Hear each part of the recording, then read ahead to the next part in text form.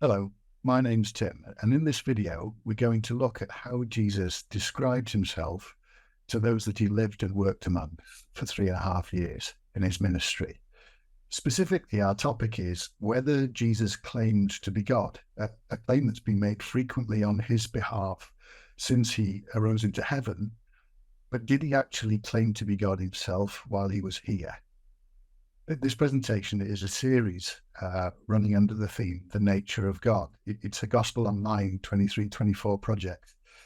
If you find the subject matter helpful, don't forget to subscribe to it and hit the bell-shaped button if you want to be notified of the next series of lectures which are going to be released over the next few weeks. If you've got comments or questions, please just let us know. So, first question then, how does Jesus get presented in the Bible? What titles is he assigned? The good news is that the Bible is very clear and consistent when it comes to describing one of its most important characters. Over 40 times, Jesus is referred to as the Son of God. It was what the angel had promised Mary she would receive when she gave birth. It was why Gospels like the Gospel of John was written. The Gospel was written so that people would believe that this was the Son of God. Equally, as well as that title, Son of God, Jesus himself uses the title Son of Man over 80 times, and he uses it as he's talking to people, as he's teaching his disciples. And it's a title which is taken from a prophecy in Daniel, the Old Testament. In contrast, if we consider some of the titles that have been used to describe Jesus outside the Bible, well, nowhere in the Bible will you find Jesus being described or claiming the title God the Son. Nowhere will you explicitly find him saying, I am God. And you might be surprised to know that the word Trinity doesn't actually come in the Bible at all. So what did Jesus say on the subject himself then? Well, intriguingly, Jesus claims a whole host of different titles. I counted over 20 of them. Here's a selection for you, and you can see I've put the New Testament references there if you want to take a look at how he claims titles such as these. And he claimed more than these himself. I only had limited space on the screen. It transpires that he did this with good reason, because in the Old Testament, there are literally hundreds of prophecies concerning the tasks that Jesus would have to fulfill when he arrived. And people were desperate for the role to be filled. So each one of these titles then that Jesus claims has origin in the Old Testament. I've put those there for you to have a look at those as well if you wish to. This was a job that needed doing. It was a promise of God that needed keeping. So every time Jesus has opportunity, he makes a connection with the Old Testament prophecies to underline for people who he was and what he was doing. And perhaps because public interest was so acute, the people that Jesus deals with appear to pick up on his messaging. So there's a whole host of different groups that Jesus was dealing with. Groups of disciples, individual disciples, friends, co-workers, Romans, Jews, the Jewish elite. All of them, you can see, seem to use very similar language. None of them say that you are God. They all either say something like you are the Son of the living God, or they attribute him with the title that the Christ. And perhaps that title, the Christ, is just worth us considering for a few moments. It's a word that we hear perhaps daily as an expletive now, but it's never used like that in the Bible. The word Christ actually appears over 500 times in the New Testament, but never in the Old Testament, which shouldn't be a surprise because it's a Greek word, Christos, which has been transliterated across. And what's happening when that word is used is it's referring back to an Old Testament idea, that the word that we quite often use regarding what God had promised that his son would do is the word Messiah. Actually, that word is only translated into the English Messiah a couple of times. Much more often it's translated anointed, which was fitting because Priests were anointed into the service of God. Kings were anointed to potentially prophets as well. It was a sign that this individual was acting with God's authority. And when you review the messianic prophecies of the Old Testament, there are over 300 of them, which point to different roles and different tasks that the Messiah, Christ, was going to fulfill when he arrived. And so close was the relationship between God and his son, Messiah, going to be, that he's actually assigned some of his father's names in certain passages. So here's one, a well-known passage for the time of year when people are thinking about the birth of the Messiah. To us a child is born, to us a son is given. So notice clearly that this is a child who was expected. God's son is going to be dispatched. And then the prophecy opens up to give us a picture for some of the roles that he would do. Government will be on his shoulders. His name will be called Wonderful Counselor, Mighty God. Now that's an interesting title. And the word El there is often used to describe God. It is one of the names which he is given in the Old Testament. But it can also be used to or translated as great, mighty one, power, strong. The same word is actually used in the prophecy of Ezekiel to describe Nebuchadnezzar, the king of Egypt. And an alternative translation for mighty God could be mighty warrior. The mighty warrior, the Messiah, was eventually going to fight the people's battles for them. He would lead them into battle.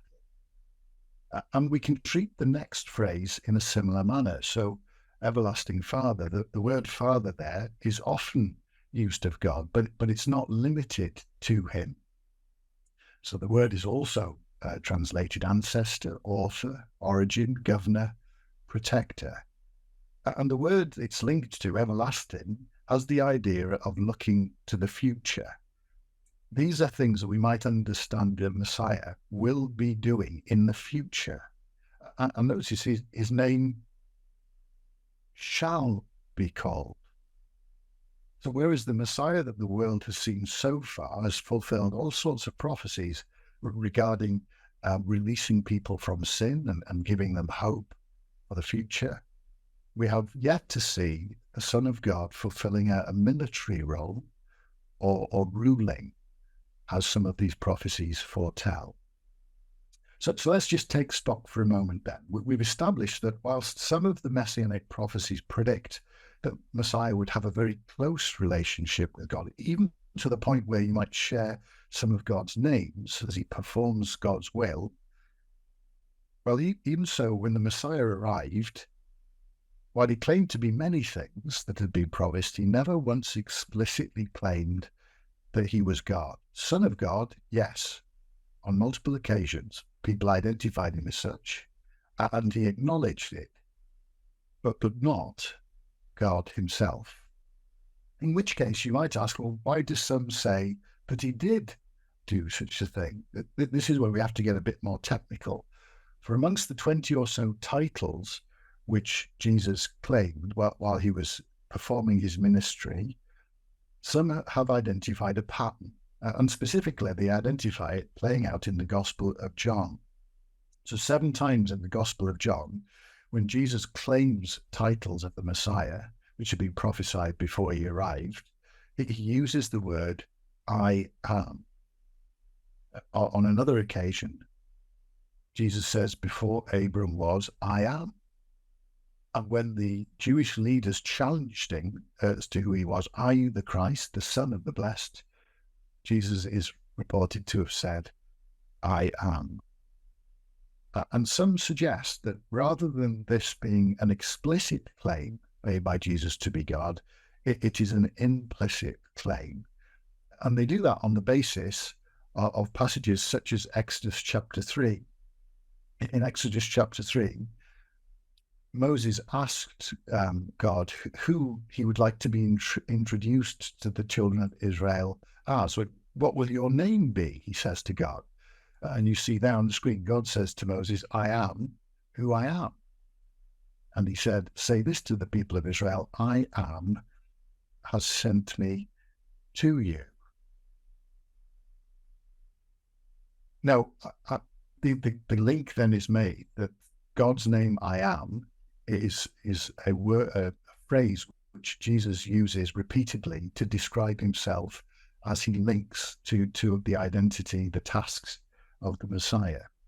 I would have to advise some caution here, because this name that that God adopts is not an easy one to translate into the English. I've got various options in my margin. I am because I am that I am who I am. And the consensus now is that final suggestion is the accurate, the correct one. I will be that I will be, or I will be who I will be. This has a future element. God was telling Moses that he was utterly in control, past, future, and present. And adopting a name meaning I will be who I will be actually makes a lot of sense, particularly when you realize that God was about to fulfill a whole host of promises that he'd made to Abram. He was going to save Israel from Egypt. He was going to give them a home. He was going to guarantee them a future. That these were all promises that could only be made by God, by a God who understood the future. That there would be no surprises here that might prevent him delivering what he promised. And so his memorial name, as it's called, was a name that was designed to help Israel remember that God was the ultimate in reliability. He would be who he would be, that there would be no change of direction. What he promised was ultimately deliverable by a God such as this. Of course, that omniscience, that ability to know everything, was not something that Jesus could claim. Jesus actually says of his return, no one knows, not even the angels in heaven, nor the Son, but only the Father. In contrast, we're told on various occasions in different places that God knows everything, that there is nothing hidden from him. I think it's also worth noting when we're thinking of these I am passages, specifically in the Gospel of John, that whilst people suggest it might be Jesus invoking his Father's name and thereby implying that he's God himself, the words that Jesus actually uses there are just the present tense of to be. They're not Hebrew, but they're Greek. And Jesus isn't unique in using them either. You can see on the screen that centurions, family members, people that Jesus healed, apostles, they all used exactly the same phrase. And clearly, they're not claiming to be God by using that collection of words. If you dig a little bit deeper, you realize that whilst Jesus displayed many of the characteristics of his Father, there also had to be some essential differences that were going to be necessary in order for Jesus to perform his role. So we're told that God is not man, that he should lie, and yet the Messiah, in delivering his Father's promises, would need to experience very human ailments and challenges. So Jesus was going to have to be tempted like we are. God can't be. Jesus, the Messiah, was going to have to die. God cannot. He's eternal. That the Messiah was going to be with the people and to be seen by the people. God simply cannot do that. Because just because Jesus may not have been God does not mean that they weren't incredibly close in their relationship. And there are passages where Jesus specifically underlines how close he was to his Father. Here's one, John chapter 10. I and my Father are one. So he leaves no doubt at all as to how close the relationship with his Father was. But is that one in person, or is that one in plan? and one in purpose. Well, intriguingly, that unity that Jesus describes here is one that he also desired between his followers. And also just as he and his Father were united in purpose, so he wanted his followers to be united with them in purpose. It's true also that the Jewish leaders, although they might have misunderstood the characteristics that Jesus was describing, that they didn't accuse him of claiming to be divine. That they didn't understand that he was claiming to be God. What they objected to was that he was claiming to be equal with God. And he was doing that, well, by claiming that God was his Father. See, therefore the Jews sought the more to kill him because he not only had broken the Sabbath, but said also that God was his Father, making himself equal with God.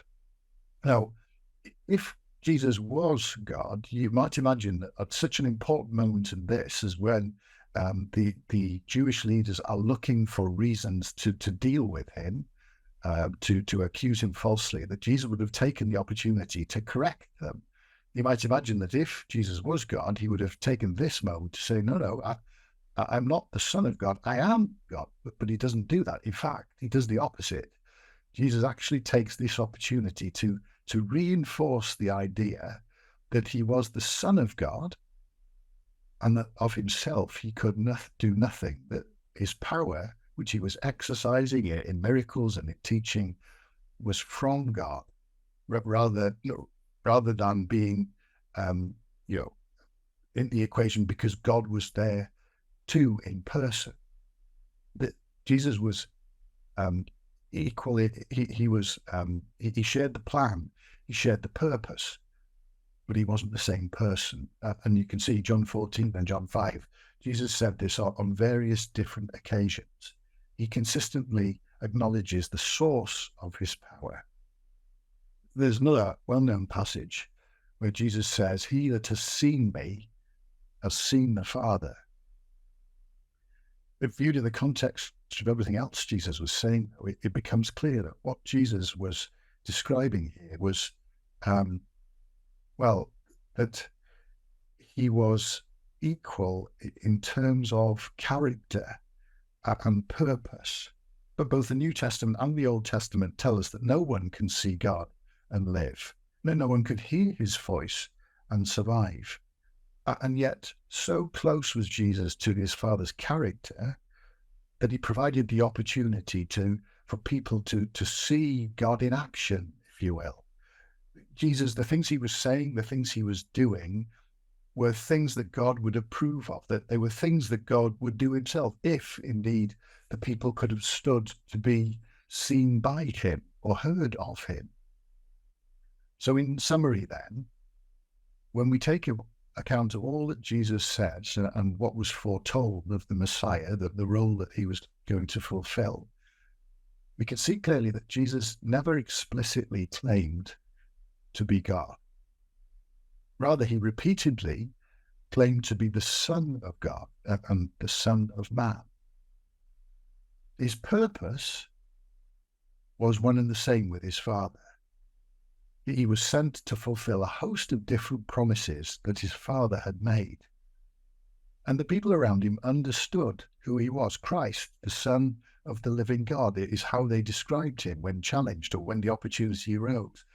Even his enemies didn't understand him to be claiming divine status. They were just incensed that he claimed to be the Son of God, a claim that modern Jews still today reject. They don't believe the Messiah will be God's Son. They will believe he will be a great leader, but that he will be mortal, the son of a man and a woman. And what we find then is ultimately God, who cannot be seen, who knows all things, who is eternal and therefore cannot die, asked his Son to die in order to save the world. And this was a Son who developed such a close bond with his Father that he could confidently claim that all he did and all that he said were according to his Father's will. So I hope you found this video useful. Perhaps it's raised some questions or presented a perspective that you haven't heard before. So feel free to comment or ask questions if there are issues that you don't think we've addressed. Remember that this presentation is one of a series running under the theme, The Gospel Online.